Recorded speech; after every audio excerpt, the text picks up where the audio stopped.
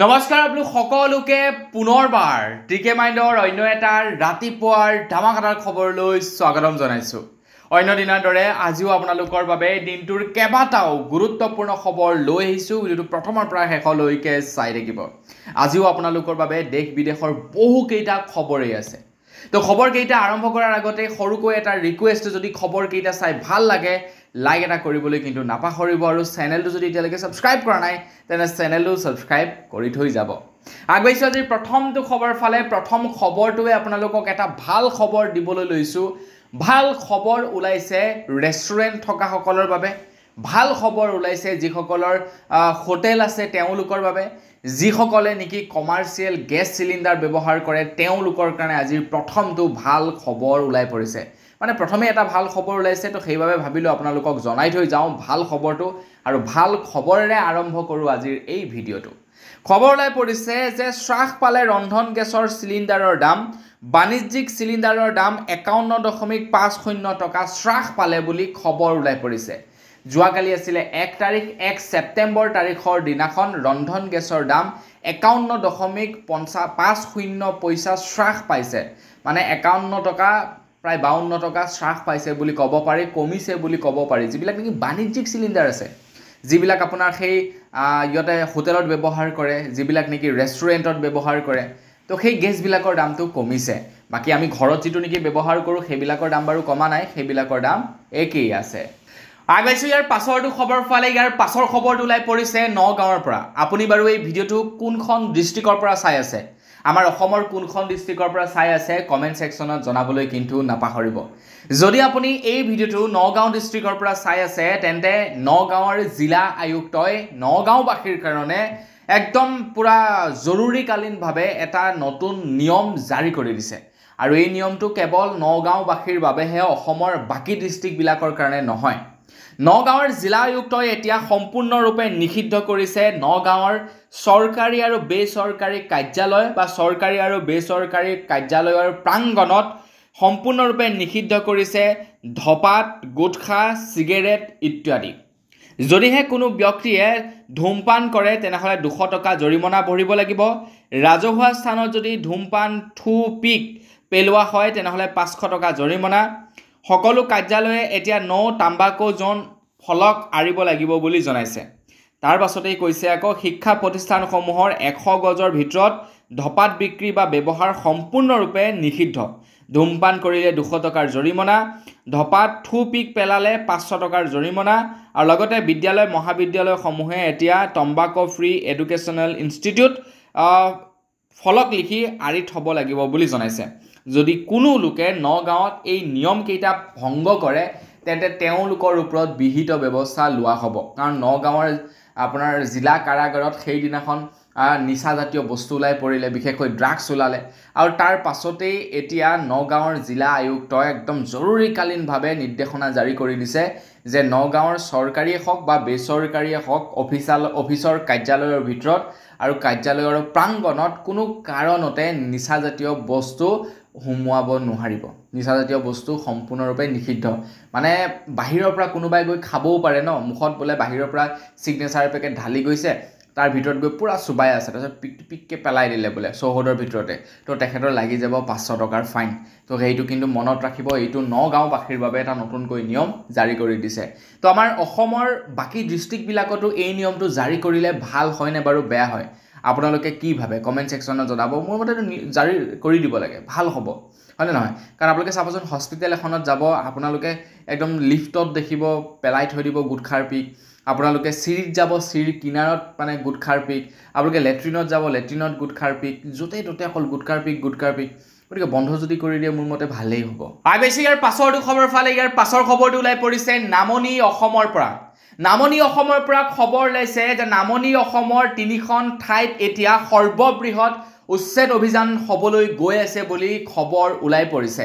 আগন্তুক 15 দিনৰ ভিতৰত নামনি অসমত এই 3খন ঠাইৰ মানুহে নিজা নিজা ঘৰ খালী কৰিব লাগিব। আৰু এতিয়ালৈকে হোৱা সৰ্ববৃহৎ উচ্ছেদ হ'ব বুলি জনাইছে। নামনি অসমত সৰ্ববৃহৎ উচ্ছেদ অভিযান চলিব বুলি জনাইছে আগন্তুক 15 দিনৰ ভিতৰত। সেইকেইখন ঠাই হৈ গৈছে ভৈৰৱ পাহাৰ সংৰক্ষিত বনাঞ্চল, তাৰপিছত পাহাৰতলি আৰু বোৱালিমাৰী এই তিনিখন সংৰক্ষিত বনাঞ্চলত এতিয়া উচ্ছেদ অভিযান চলিব আৰু আমাৰ অসমৰ আটাইতকৈ মানে সৰ্ববৃহৎ উচ্ছেদ অভিযান হ'ব এই তিনিখন সংৰক্ষিত বনাঞ্চলত আৰু এই তিনিখন সংৰক্ষিত বনাঞ্চলৰ মানুহবিলাকক অলৰেডি নোটিছ জাৰি কৰি দিছে বা তেওঁলোকক চিঠি ইতিমধ্যে দি দিছে যে তোমালোকে 15 দিনৰ ভিতৰত ঘৰ খালী কৰা যদি নকৰা তেন্তে তোমালোকক উচ্ছেদিত কৰা হ'ব বুলি ইতিমধ্যে চৰকাৰে নোটিছ জাৰি কৰি দিছে আৰু নোটিছ মৰ্মে এতিয়া এই কেইখন বনাঞ্চলৰ পৰা মানুহে ঘৰ খালী কৰাৰহে কথা আৰু আগবাইছো ইয়াৰ পাছৰটো খবৰ ফালে আপোনালোকৰ ওচৰে পাজৰে থকা চৰকাৰী বিদ্যালয়ৰ অৱস্থা বাৰু বৰ্তমান সময়ত কেনেকুৱা কমেন্ট সেকশনত জনাবচোন আপোনালোক যদি বয়োজ্যেষ্ঠ নিশ্চয় আপোনালোকে চৰকাৰী বিদ্যালয়তে পঢ়িছিলে আপুনি চাগে হয়তো প্ৰাইভেট বিদ্যালয়ত পঢ়া নাই ময়ো চৰকাৰী বিদ্যালয়তে পঢ়া তো আপোনালোকে যেটো সময়ত পঢ়িছিলে চৰকাৰী বিদ্যালয়খনত তো সেই সময়ত বাৰু আপোনালোকৰ বিদ্যালয়ত কেইজন শিক্ষক আছিল আৰু তাৰ লগতে ছাত্ৰ ছাত্ৰী কিমান আছিল কমেন্ট সেকশনত জনাবচোন মই যেতিয়া নেকি পঢ়ি আছিলো আমাৰ শ্ৰেণী কোঠাত মানে প্ৰায় 40 জন মান ছাত্ৰ ছাত্ৰী আছিল আৰু আমাৰ শিক্ষক বুলি ক'বলৈ গ'লে প্ৰায় 6-7 জন মান আছিল 6-7 জন মান টোটাল শিক্ষক আছিল আৰু আমাৰ ক্লাছটোত প্ৰায় 40 জন মান ছাত্ৰ ছাত্ৰী আছিল আপোনালোকৰ পঢ়ি থকা সময়ত ছাত্ৰ ছাত্ৰী কিমান আছিল আৰু শিক্ষাগুৰু কিমান আছিল সেই সম্পৰ্কে জনাব কিন্তু বৰ্তমান যদি আপোনালোকে আমাৰ অসমৰ চৰকাৰী বিদ্যালয়সমূহলৈ যায় বিশেষকৈ যদি আপোনালোকে এলপি স্কুল সমূহলৈ যায় তেন্তে দেখা পাব লৰা ছোৱালী খুব বেছিতকৈ বেছি যদি থাকে গোটেই বিদ্যালয়খনৰ ভিতৰত 40 জন বা 50 জন আৰু মাষ্টৰ থাকে খুব বেছি এজন বা দুজন খুব বেছি দুজন থাকে মানে কিছুমানটো এজনেই গোটেই কামকাজ বিলাক চলাই থাকে আৰু সেই কেইজনেও ভালকে পঢ়ুৱাব নোৱাৰে আজি বুলে ইলেকশনৰ ডিউটি কালিলৈ বুলে আমুকৰ ডিউটি পৰখিলৈ বুলে তামুকৰ ডিউটি এইবিলাকত চৰকাৰে লগাই থৈ দিয়ে তেওঁলোকে পঢ়া শুনা কৰোৱাবলে সময় কেনে পায় যাৰ বাবে নেকি আমাৰ অসমৰ বিদ্যালয়সমূহত লৰা ছোৱালীয়ে নামভৰ্তি নকৰা হৈছিল কিন্তু অসমৰ মুখ্যমন্ত্ৰী ডক্টৰ হিমন্ত বিশ্ব শৰ্মা দেৱে যোৱাকালি এটা ৰিপৰ্টত জনাইছে যে 2023 আৰু 2024 ৰ তুলনাত আমাৰ অসমৰ চৰকাৰী বিদ্যালয়ৰ পৰা লৰা ছোৱালীয়ে ড্ৰপ আউট কৰাৰ সংখ্যা হ্ৰাস পাইছে আৰু বেছিকৈ লৰা ছোৱালীয়ে খেনো এডমিশন লৈছে এতিয়া 23 আৰু 24 ৰ লগত মিলালে হয়তো হ'বও পাৰে কিন্তু যদিহে আমি 2014 চন 15 চনৰ লগত মিলাবলৈ যাও ন তেনেহলে দেখা পাম যে সেই সময়ত বহুত লৰা ছোৱালী এডমিশন লৈছিল চৰকাৰী বিদ্যালয়ত কিন্তু বৰ্তমান সময়ত বহুত লৰা ছোৱালীয়ে প্ৰাইভেট স্কুলতহে এডমিশন লয় আগবাইছে ইয়াৰ পাছৰটো খবৰ ফালে এতিয়া আমাৰ ভাৰতৰ প্ৰধানমন্ত্ৰী নৰেন্দ্ৰ মোদী ডাঙৰীয়া দেৱে গৈছে চীন ভ্ৰমণ কৰিবৰ কাৰণে আৰু চীন ভ্ৰমণ কাৰ্যসূচীৰ সময়তেই খবৰ ওলাই পৰিছে যে চীন আৰু ভাৰতৰ মাজত বহু দিনৰে পৰা যিকি শত্ৰুতা ভাৱ আছিল সেই শত্ৰুতা এতিয়া নাইকিয়া হৈছে খবৰ লোৱা অনুসৰি চীনৰ মুখত এতিয়া পাকিস্তানক বদনাম কৰা দেখিবলৈ পোৱা গৈছে মানে আমাৰ পেহেলগামত যেটো নেকি ঘটনা হৈ গল পেহেলগামত যিসকল নেকি সন্ত্ৰাসবাদীয়ে এটা মানে এনেকুৱা ধৰণৰ ঘটনা সংঘটিত কৰিলে তো সেই ঘটনাটোৰ ওপৰতো হেনো চীনে বুলে মন্তব্য দিছে আৰু সেই ঘটনাটোক চীনে নিন্দা কৰিছে বুলি খবৰ ওলাই পৰিছে মানে চীনৰ সৈতে আমাৰ ভাৰতৰ সম্পৰ্ক এতিয়া ভাল আমেৰিকা যুক্তৰাষ্ট্ৰৰ সৈতেও সম্পৰ্ক ভালেই আছিল কিন্তু আমেৰিকাই আমাৰ ভাৰতৰ ওপৰত টেৰিফৰ ওপৰত টেৰিফ লগাই দিলে আৰু তাৰ পাছত এতিয়া চীনৰ সৈতে বন্ধুত্ব স্থাপন কৰিছে আমাৰ ভাৰতে আৰু বৰ্তমান চীনৰ সৈতে আমাৰ ভাৰতৰ বন্ধুত্ব ভাল আৰু যাৰ ফলত নেকি এতিয়া আইডিয়া কৰিব পাৰি যে কিছুমান চীনা এপ্লিকেশন চীনা কোম্পানী হয়তো আমাৰ ভাৰতত মুকলি হ'ব পাৰে যেনে টিকটক যেনে আলিবাবা যেনে বিভিন্ন ধৰণৰ চীনা সামগ্ৰী এইবিলাক হয়তো মুকলি হ'ব পাৰে আগন্তুক দুৰ্গা পূজা আহি আছে দুৰ্গা পূজাৰ সময়ত হয়তো চীনৰ সামগ্ৰী আমাৰ ভাৰতত দেখিবলৈ পাব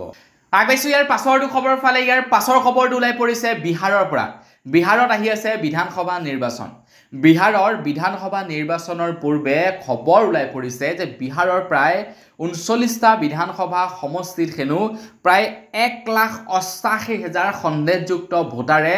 ভৰি পৰিছে বুলি খবৰ ওলাই পৰিছে প্ৰায় 39টা বিধানসভা সমষ্টিত 1,88,000 সন্দেহযুক্ত ভোটাৰে ভৰি পৰিছে ভোটাৰ তালিকা কিন্তু তাৰ পাছতো বুলে ইলেকশন কমিশন ডিপাৰ্টমেন্ট চকু মুদি আছে ইলেকশন কমিশন ডিপাৰ্টমেন্টে এতিয়ালৈকে এই সন্দৰ্ভত একোই ষ্টেটমেন্ট লোৱা নাই তাৰ উপৰিও সেইদিনাখন বিৰোধী দলপতি ৰাহুল গান্ধীয়ে এটা তথ্য উল্লেখ কৰিছিল যে হাউস নাম্বাৰ 6 মানে এটা ঘৰত প্ৰায় 900তকৈও অধিক লোকে ভোটাৰ ৰেজিষ্ট্ৰেচন কৰি ৰাখিছে মানে এটা ঘৰত আলটিমেটলি ক'বলৈ গ'লে 900তকৈও অধিক মানুহ থাকে এটা ঘৰত বিহাৰত মানে এইবিলাক সব ভুৱা আপোনাৰ ভোটাৰ যিবিলাকে নেকি আপোনাৰ ভোট বেংক বৃদ্ধি কৰিবৰ কাৰণে ভোটাৰ তালিকাত নাম ভৰাইছে এতিয়া এই সকলোবিলাক অভিযোগ আনিছে বিৰোধী দলপতি ৰাহুল গান্ধীয়ে এই অভিযোগ মোৰ নহয় কিন্তু এই তথ্য মোৰ নহয় কিন্তু এই তথ্য ডাঙৰি ধৰিছে বিৰোধী দলপতি ৰাহুল গান্ধীয়ে কৈছে যে নিৰ্বাচন আয়োগে সকলোবিলাক দেখি শুনিও নিমাত হৈ আছে এনেকৈ যদি থয় তেনেহলে বিজেপি জিকাটো নিশ্চিত বুলি জনাইছে আগেছো ইয়াৰ পাছৰটো খবৰৰ ফালে বিৰোধী দলপতি ৰাহুল গান্ধীয়ে আমাৰ ভাৰতৰ প্ৰধানমন্ত্ৰী নৰেন্দ্ৰ মোদী ডাঙৰীয়া দেৱৰ মাতৃক লৈ তুচ্ছ তাচ্ছিল্য মন্তব্য কৰে এটা কি মন্তব্য কৰিলে সেই সম্পৰ্কে মই চাবৰ বাবে টাইম পোৱা নাই বা সেই মন্তব্যটো ইতিমধ্যে এতিয়ালৈকে মই দেখা পোৱা নাই কিন্তু খবৰ লোৱা অনুসৰি বিৰোধী দলপতি ৰাহুল গান্ধীয়ে ভাৰতৰ প্ৰধানমন্ত্ৰী নৰেন্দ্ৰ মোদী ডাঙৰীয়া দেৱৰ মাতৃক বেয়াকৈ কৈছিলে যাৰ বাবে নেকি এতিয়া গোটেই ভাৰতবৰ্ষতে কংগ্ৰেছৰ ওপৰত প্ৰতিবাদ সাব্যস্ত কৰা দেখিবলৈ পোৱা গৈছে কংগ্ৰেছৰ বিৰুদ্ধে প্ৰতিবাদ সাব্যস্ত কৰা দেখিবলৈ পোৱা গৈছিল আৰু যোৱাকালি বিজেপিয়ে কৰিছিলে প্ৰতিবাদ ৰাজীৱ ভৱনৰ ফ্ৰণ্টত ৰাহুল গান্ধীৰ ছবি তেওঁলোকে দাহ কৰিছিলে বা ৰাহুল গান্ধীৰ প্ৰতিকৃতি তেওঁলোকে দাহ কৰিছিলে কিন্তু বিজেপিৰ যিসকল নেকি কৰ্মকৰ্তা আছিলে তেওঁলোকৰ পৰা অকণমান ভুল হৈ গুচি গ'ল তেওঁলোকে দাহ কৰিব লাগিছিলে ৰাহুল গান্ধীৰ প্ৰতিকৃতি তো ৰাহুল গান্ধীৰ প্ৰতিকৃতিৰ লগতে নৰেন্দ্ৰ মোদী আৰু তেখেতৰ মাতৃৰ প্ৰতিকৃতিও বাপেকে দাহ কৰি দিলে তো এই খবৰ যোৱাকালি বিৰাটেই চৰ্চাত আছিলে বিৰাটেই ভাইৰেল হৈ আছিলে মানে যিবিলাকে নেকি এনেকুৱা প্ৰতিবাদবিলাক কৰিবলৈ যায় তো তেওঁলোকে বুজি পায় নে নাপায় নে নাজানো আৰু মুঠতে যায় আৰু তেওঁলোকক হয়তো ওপৰৰ পৰা নিৰ্দেশনা দিয়ে যে এইটো কৰিব লাগিব তো তেওঁলোকে সেইমতে যায় গৈ কৰেগে কেতিয়াবা ভুল হয় কেতিয়াবা শুদ্ধ হয় বস সেয়াই আৰু আগৈছে ইয়াৰ পাছৰটো খবৰ ফালে মই আপোনালোকক কৈছিলোঁ যে ৰাহুল গান্ধীয়ে ভাৰতৰ প্ৰধানমন্ত্ৰী নৰেন্দ্ৰ মোদী ডাঙৰীয়া দেৱৰ মাতৃৰ সম্বন্ধে বেয়াকৈ মন্তব্য কৰিছিলে আৰু তাৰ পাছতেই ভাৰতৰ প্ৰত্যেকটো স্থানতে অসমৰ প্ৰত্যেকটো স্থানতে এতিয়া বিজেপিয়ে কংগ্ৰেছৰ কাৰ্যালয়ত গৈ প্ৰতিবাদ সাব্যস্ত কৰিছে এতিয়া কংগ্ৰেছে কৈছে যে হেয়া প্ৰতিবাদ নহয় এয়া আক্ৰমণ বুলি জনাইছে কংগ্ৰেছে কৈছে যে প্ৰতিবাদ হলে গণতান্ত্ৰিক প্ৰক্ৰিয়াৰ দ্বাৰা প্ৰতিবাদ কৰা হয় য'ত নেকি কোনো ধৰণৰ হিংসা কৰা নহয় বা হিংসা জড়িত হৈ নাথাকে কিন্তু বিজেপিয়ে যি প্ৰতিবাদ সাব্যস্ত কৰিছে সেই প্ৰতিবাদত হিংসা জড়িত হৈ আছে বুলি জনাইছে কংগ্ৰেছে কৈছে যে কংগ্ৰেছৰ কাৰ্যালয়ৰ ভিতৰত আহি বয় বস্তু আসবাব ভাঙি লণ্ডভণ্ড কৰি পেলাইছে বিজেপিয়ে আৰু এইটো এটা খুবেই বেয়া মানে দুখ লগা কথা বুলি জনাইছে কংগ্ৰেছ পাৰ্টিৰ তৰফৰ পৰা আৰু তাৰ পাছতেই কংগ্ৰেছ পাৰ্টিৰ পৰা এইটো খবৰ ওলাই পৰিছে যে কংগ্ৰেছ পাৰ্টিয়ে কেবাজনো বিজেপিৰ শীৰ্ষ নেতাৰ বিৰুদ্ধে এজাহাৰ দাখিল কৰিছে কাৰণ সেই নেতাসকলে গৈ বিজেপিৰ কংগ্ৰেছৰ কাৰ্যালয়ত সোমাই কংগ্ৰেছৰ কাৰ্যালয় ভাঙি লণ্ডভণ্ড কৰিছে এতিয়া প্ৰতিবাদ কৰাত কোনো আপত্তি নাই সেই বুলি আৰু আইন হাতত তুলি ল'ব নালাগে বিজেপিৰ কংগ্ৰেছৰ কাৰ্যালয়ত গৈ বস্তু বাহনি ভাঙি লণ্ডভণ্ড কৰিছে এইটো কৰিব নালাগে এতিয়া এই কামটো যদি কংগ্ৰেছে কৰিলেহেঁতেন বিজেপিৰ ওপৰত মোৰ বোধেৰে কংগ্ৰেছৰ প্ৰত্যেকজন নেতাকে এতিয়ালৈকে মানে তেওঁলোকে বাহিৰত থাকিবলৈ নাপায় এতিয়ালৈকে তেওঁলোকে জেলত থাকিব লগা হ'লহেঁতেন আগবাইছোঁ ইয়াৰ পাছৰটো খবৰ ফালে ডিমা হাছাওত অসম চৰকাৰে গৌতম আদানীক দিব প্ৰায় ৩,০০০ বিঘা ভূমি সিমেন্ট ফ্যাক্টৰী নিৰ্মাণ কৰিবৰ কাৰণে ৩,০০০ বিঘা মাটি গৌতম আদানীক দিব অসম চৰকাৰে সিমেন্ট ফ্যাক্টৰী নিৰ্মাণ কৰিবৰ কাৰণে ৩,০০০ বিঘা মাটি দিব আৰু আটাইতকৈ লক্ষণীয় বিষয়টো হৈ গ'ল সেই মাটিখিনিৰ পৰা কিছুদিন পূৰ্বে খিলঞ্জীয়া লোকসকলক উচ্ছেদ কৰিছিলে তেওঁলোকে কৈছে আমাৰ অসম চৰকাৰে কৈছিলে যে এইখিনি চৰকাৰী ভূমি গতিকে যিসকল লোকে বেদখল কৰি আছে তেওঁলোকে ইয়াৰ পৰা উঠিব লাগিব এতিয়া সেই মাটিডোখৰক লৈ অকণমান মানে কাজিয়া হৈছিলে সেই সম্পৰ্কত উচ্চতম ন্যায়ালয়ত আবেদন দাখিল কৰিছিলে পিএলআই দাখিল কৰিছিলে সেই মাটিটুকুৰাক লৈ তো তাৰ পাছতে এতিয়া গৌতম আদানীৰ হৈ অসমৰ অধিবক্তা দেৱজিৎ শইকীয়াই কৈছে যে সেই মাটিডোখৰ বাবদ মানে যিটো কোম্পানীয়ে ক্ৰয় কৰিছে সেই কোম্পানীটোৱে 2 লাখ টকাকৈ প্ৰতি বিঘা মাটিত দিছে বুলি হেনো জনাইছে অসম চৰকাৰক মানে প্ৰতি বিঘা মাটিৰ বিনিময়ত 2 লাখ টকাকৈ দিছে অসম চৰকাৰক তো তাৰ পাছতেই গুৱাহাটী উচ্চতম ন্যায়ালয়ে ন্যায়াধীশ সঞ্জয় কুমাৰ মেধিয়ে প্ৰশ্ন কৰিছে যে কেনেকৈ এটা কোম্পানীয়ে ৩,০০০ বিঘা মাটি ক্ৰয় কৰিব পাৰিলে চৰকাৰী মাটিকে চৰকাৰৰ কি কোনো ধৰণৰ আইন নাই নেকি চৰকাৰৰ সিলিং আইন কলৈ গ'ল এই সন্দৰ্ভত প্ৰশ্ন উত্থাপন কৰিছে চৰকাৰলৈ গুৱাহাটী উচ্চতম ন্যায়ালয়ৰ ন্যায়াধীশে মানে যিখিনি মাটি নেকি গৌতম আদানীক দিয়া হৈছে 3000 বিঘা মাটি সেয়া মানে আইনৰ মতে সেয়া সম্পূৰ্ণৰূপে মানে বেআইনী প্ৰক্ৰিয়াৰ দ্বাৰা সেই 3000 বিঘা মাটি গৌতম আদানীক দিছে সিমেন্ট ফ্যাক্টৰী খুলিবৰ কাৰণে কিন্তু চৰকাৰে আৰু ভাবিলে আৰু সেই বস্তুটোকনো কোনে বাধা দিব পাৰে চৰকাৰে যেতিয়া ভাবিলে এবাৰ কৰিম বুলি তো সেইটো কৰিবই আৰু বস সেইয়াই কথা আগাইছো ইয়াৰ পাছৰটো খবৰ ফালে আপোনালোকে বাৰু জানে নে আপোনালোকে যিখন বাহন বৰ্তমান ব্যৱহাৰ কৰি আছে সেই বাহনখনত আপোনালোকে পেট্ৰলৰ নামত এনেকুৱা কিছুমান বিষাক্ত বস্তু ভৰাই আছে যিবিলাক বস্তুৱে আপোনাৰ বাহনখন খুব সোনকালে ক্ষতি কৰিব পাৰে আপোনাৰ বাহনখন বেয়া কৰি দিব পাৰে বিশেষকৈ যিবিলাক নেকি নতুন বাহন আছে সেই বাহনবিলাক আপোনালোকে চাবচোন আজিকালি সোনকালে ধোঁৱা ওলায় সোনকালে ইঞ্জিনৰ সাউণ্ড ওলায় ঘেগেলা হয় চলাবৰ কাৰণে ভাল নালাগে চলাবৰ কাৰণে ইঞ্জিনৰ ঢেৰ প্ৰব্লেম ওলায় কিয় বাৰু জানে নাই কাৰণ বৰ্তমান আমি যিখিনি পেট্ৰল গাড়ীত ভৰাই আছো সেই পেট্ৰলৰ সৈতে ইথানল নামৰ এবিধ সামগ্ৰী মিহলি কৰি বিক্ৰী কৰি থকা হৈছে আৰু প্ৰতি লিটাৰ পেট্ৰলত প্ৰায় 20% ইথানল মিক্স কৰে প্ৰতি লিটাৰ পেট্ৰলত প্ৰায় 20% ইথানল মিক্স কৰে কেন্দ্ৰ চৰকাৰে আৰু যাৰ ফলত নেকি আমাৰ গাড়ীবিলাক প্ৰভাৱিত হৈছে এতিয়া আমাৰ ভাৰতবৰ্ষত যিমানখিনি গাড়ী চলে তো সেই গাড়ীসমূহত কেৱল 10% হে ইথানল মিক্স কৰিব পৰা যায় মানে 10% ইথানল হে ব্যৱহাৰ কৰিব পৰা যায় আমাৰ ভাৰতবৰ্ষত চলা গাড়ীসমূহত কিন্তু পুৰণি যিবিলাক নেকি গাড়ী আছে সেইবিলাকতো ইথানল ইউজ কৰিবই নোৱাৰে কিন্তু নতুন বিলাকত 10% হে কেৱল ব্যৱহাৰ কৰিব পাৰে কিন্তু তাৰ পাছতো ইথানল মিক্স কৰি থকা হৈছে পেট্ৰলসমূহত এতিয়া এই সম্পৰ্কতেই এজন ব্যক্তিয়ে পিএলআই দাখিল কৰিছিল উচ্চতম ন্যায়ালয়ত আৰু তাৰ পাছতে উচ্চতম ন্যায়ালয়ে এই পিএলআই খাৰিজ কৰিছে মানে ইথানল মিহলি কৰাৰ যিখন নেকি মিহলি কৰাৰ বিৰুদ্ধে যিখন নেকি পিএলআই দাখিল কৰিছিল উচ্চতম ন্যায়ালয়ে সেই পিএলআইখন ইতিমধ্যে খাৰিজ কৰিছে মানে আমাৰ ভাৰতবৰ্ষত যিবিলাক নেকি পেট্ৰল ডিজেল বিক্ৰী হ'ব সেই পেট্ৰল ডিজেল সমূহত 20% ইথানল মিক্স হ'বই হ'ব আগাইছো ইয়াৰ পাছৰটো খবৰ ফালে অসমত আহি আছে বিধানসভা নিৰ্বাচনৰ পূৰ্বে যোৱাকালি খবৰ ওলাই পৰিছে বহুতো বিজেপিয়ে কংগ্ৰেছত যোগদান কৰিছে এইটো এটা খুবেই দুখৰ খবৰ বহুতো বিজেপি কৰ্মীয়ে কংগ্ৰেছত যোগদান কৰিছে আৰু বেছি দিন নাই আপোনালোকে আকৌ শুনিবলৈ পাব বহুতো কংগ্ৰেছীয়ে আকৌ বিজেপিত যোগদান কৰিছে এনেকুৱা খবৰ আপোনালোকে শুনিবলৈ পাব এতিয়া যিখিনি বিজেপিয়ে নেকি কংগ্ৰেছত যোগদান কৰিছে কেইদিনমান আপোনালোকে ওয়েট কৰক সেই নেতাখিনিয়ে আকৌ কংগ্ৰেছৰ পৰা বিজেপিত গৈ যোগদান কৰিব নহয় যদি আপোনালোকে চাই থাকিব বেছি দিন নাই কেইদিন পাছত আকৌ সেই কেছটো আপোনালোকে দেখিবলৈ পাব বাৰু সেইটো বাদ দিছো এতিয়া খবৰ ওলাই পৰিছে ৰকিবুল হুছেইন ডাঙৰীয়াই কৈছে যে তলৰ নিম্ন পৰ্যায়ৰ যিসকল কৰ্মী তেওঁলোকটো কংগ্ৰেছলৈ আহিছে তাৰ উপৰিও অসমৰ মুখ্যমন্ত্ৰী ডক্টৰ হিমন্ত বিশ্ব শৰ্মা দেৱৰ সোহাত বাওহাত স্বৰূপ দুজন ব্যক্তিও এতিয়া কংগ্ৰেছত জয়েন হ'ব বুলি জনাইছে কংগ্ৰেছ পাৰ্টিলৈ আহিব বুলি জনাইছে এটা কোন হয় সেই দুজন মানে এতিয়ালৈকে কোৱা নাই ৰকিবুল হুছেইনে কিন্তু কৈছে যে খুব সোনকালেই তেওঁলোক কংগ্ৰেছত আহিব বুলি কৈছে এটা কোন হ'ব পাৰে বাৰু এজন পীযুষ হাজৰিকাদেৱ হ'ব পাৰে নি বাৰু এজন জয়ন্ত মল্ল বৰুৱা ডাঙৰীয়া নহ'ব পাৰে এনে আৰু আইডিয়া কৰিছো আৰু মুঠতে দুজন তেখেতৰ সোহাত বাওহাত দুজন যাবগে বলে কংগ্ৰেছলৈ এতিয়া কোন হ'ব পাৰে আপোনালোকে নিজেই ভাবি কমেন্ট সেকশনত জনাব আগাইছো ইয়াৰ পাছৰটো খবৰ ফালে মাত্ৰ 20000 টকা দিলেই ভাৰতীয় নাগৰিকত্ব লাভ কৰে বাংলাদেশীসকলে মাত্ৰ 20000 টকা আৰু সেই 20000 টকাৰ বিনিময়ত ভাৰতীয় নাগৰিকত্ব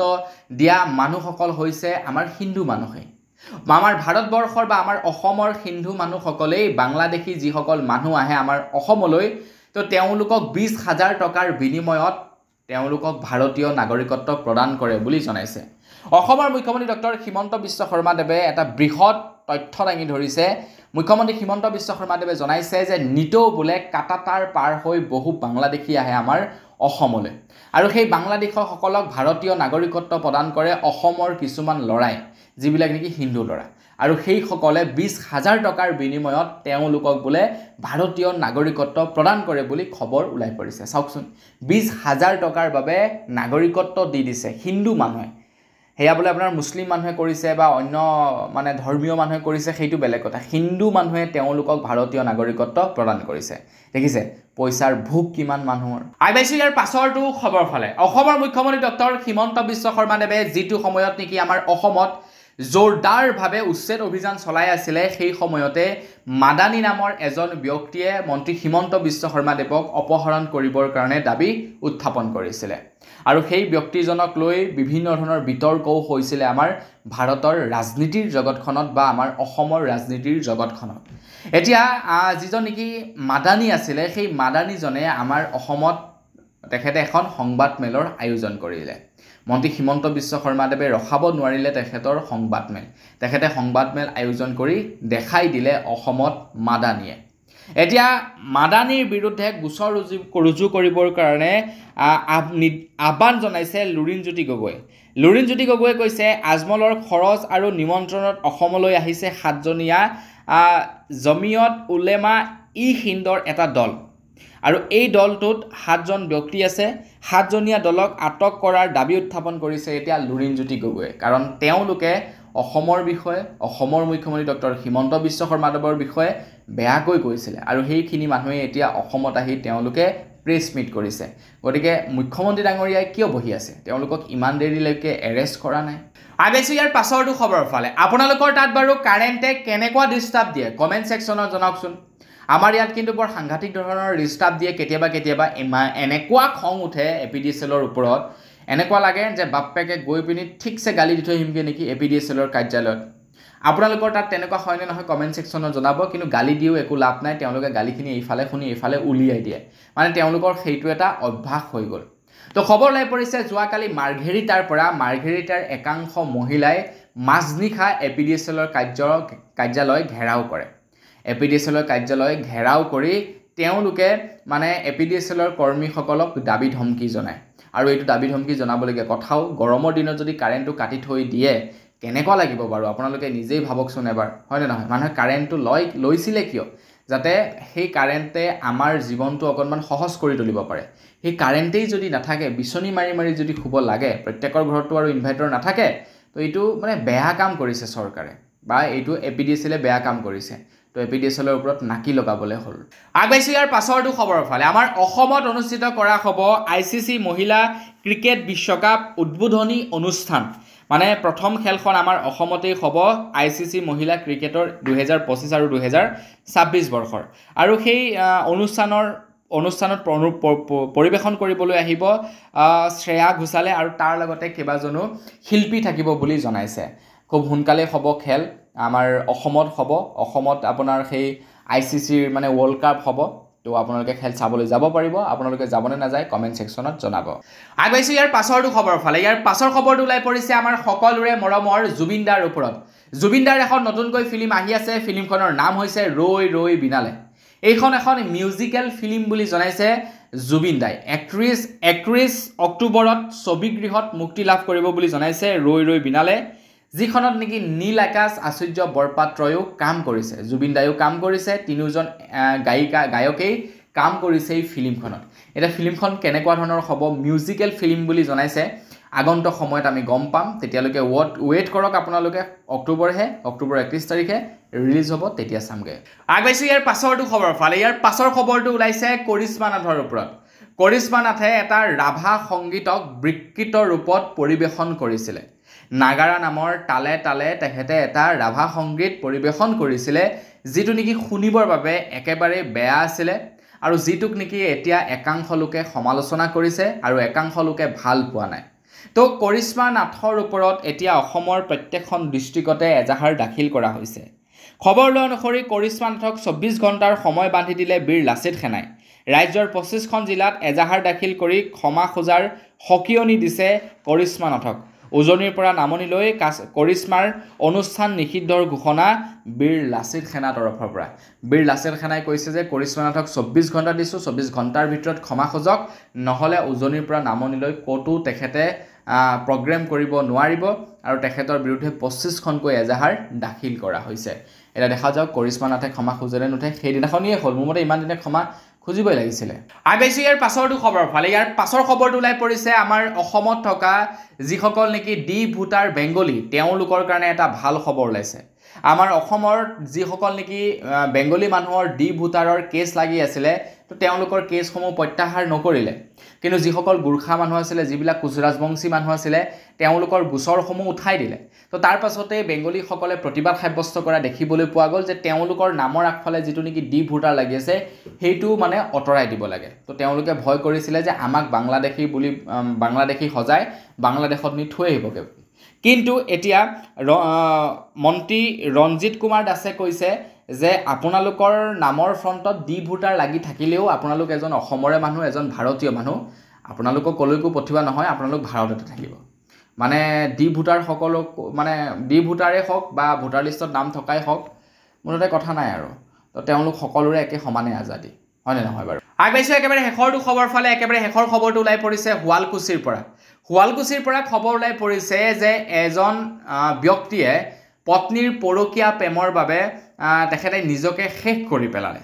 খবৰ ওলাই পৰিছে পত্নীৰ পৰকীয়া প্ৰেম সন্তানৰ মায়া মোহ ত্যাগ কৰি নিজকে শেষ কৰিলে স্বামীয়ে শুৱালকুছিৰ ঘটনাই জোকাৰিছে ৰাজ্য স্বামীৰ পৰিয়ালৰ সন্দেহ পৰকীয়া প্ৰেমৰ বাবে এই ঘটনা সংঘটিত হ'বলৈ পাইছে মানে ঘৈণীয়েকৰ বেলেগৰ সৈতে লিলিমাই আছে গিৰিয়েকে সেইবিলাক সহ্য কৰিব নোৱাৰিলে আৰু যাৰ বাবে নিজৰ জীৱনটোৱে বাপেকে